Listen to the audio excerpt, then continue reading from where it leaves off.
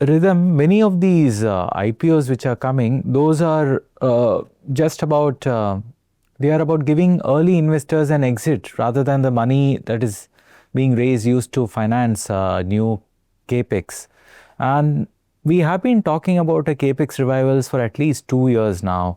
Are there any tangible signs that you see that it is actually turning? So two things here. Of course, there are investors who exit. That capital then gets reinvested. Net, I think we're still raising money abroad amongst private equity funds.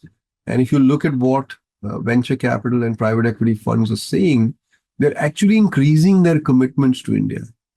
So they all have a 7-year or a 10-year cycle in which they have to book profits in existing funds. But net, I think they're going to bring capital back through new issuances, new funds, and that will flow into other businesses which need that capital.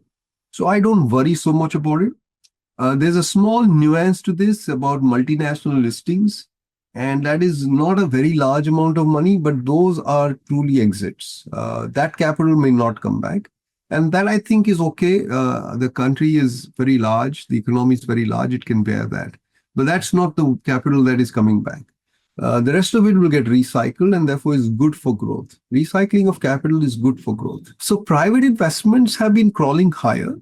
The fact is that the investment rate to GDP is currently at about 31.5%. And this has come off 500 basis points from the previous cycle low. About 2/3 of it has come from the government and a third of it has come from the private sector. I think the mix will now change going forward. We think this number can go to say 36% before it peaks out.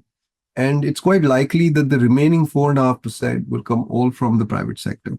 So that mix is likely to change. And I think we're seeing that selectively in certain sectors. Now, some of this data has gotten distorted because the economy did go through a bit of a slowdown. And then the uncertainty arising from US tariffs has also hurt, I think, investment plans. But I expect these things to settle down with the government fully behind growth and the RBI fully backing growth.